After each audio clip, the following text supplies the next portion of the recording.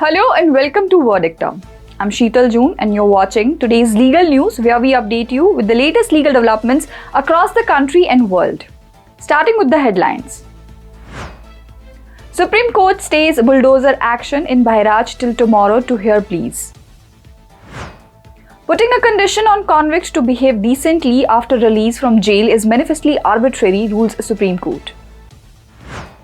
Supreme Court extends bail granted to Malayalam actor Siddique in rape case.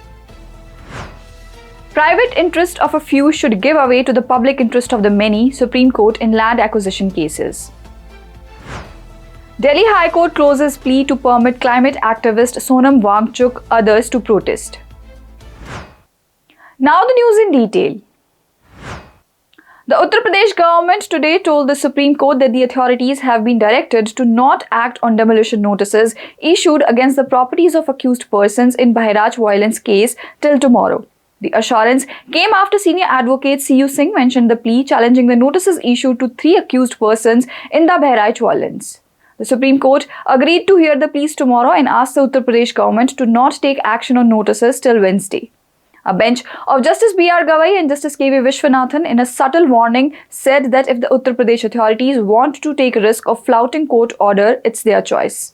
The stay order came after 3 accused filed intervention petition against the notices issued challenging the arbitrariness on part of the UP government to unleash alleged bulldozer action. The Supreme Court has observed that putting a condition on the convict to behave decently after release from jail is manifestly arbitrary in nature and defeats the object of remitting the sentence under Section 432(1) of the Criminal Procedure Code. The court observed that this is in a criminal appeal in which the issue was the legality of the conditions imposed while remitting the life sentence of the convict under Section 432(1) of the CRPC, that is, Section 473 of the Bharatiya Nagrik Suraksha Sanhita 2023. The 2-judge bench comprising Justice Abhay S. Oka and Justice Augustine George Massey observed that the words decent or decently are not defined in the CRPC or any other cognate legislation. The concept of decency of each human being is likely to be different. The idea of decency keeps on changing with time. As the term decency is not defined in the CRPC or any other cognate legislations, every person with authority may interpret the same differently. Therefore, such a condition while granting remission becomes too subjective. Putting such a vague condition while exercising the power under subsection 1 of the section 432 of the CRPC will give a tool in the hands of executive to cancel the remission at its whims and fancies. Therefore, such a condition is arbitrary and will be hit by Article 14 of the Constitution of India. Such a condition cannot be imposed as it will defeat the very object of remitting the sentence in the exercise of powers under subsection 1 of the section 432 of the CRPC, the court observed. The court added that such a condition cannot be sustained and if a condition imposed is unclear or ambiguous, it can have different meanings. It further said that it became very difficult to enforce such conditions and thus the condition imposed while granting remission must be such that it is capable of being complied with and enforced.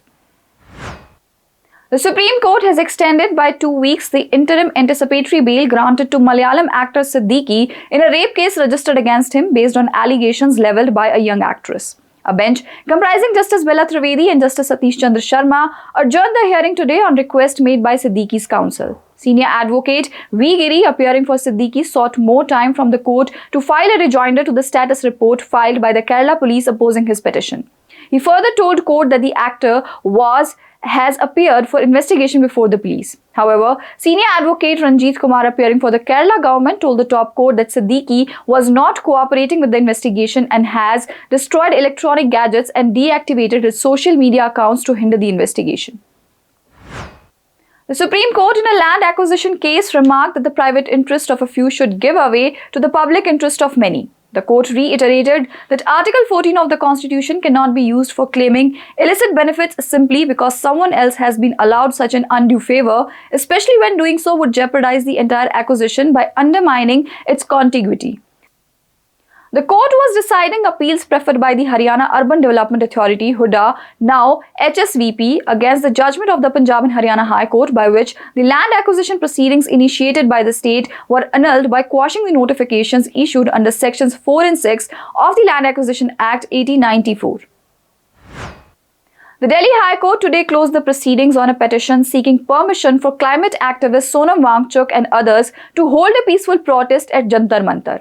Petitioner apex body Lays Council said they no longer wish to press the plea as the protest stood withdrawn following a discussion with the authorities. Solicitor General Tushar Mehta, who was representing Delhi police, added that Wangchuk has also withdrawn his fast and therefore the plea might not survive.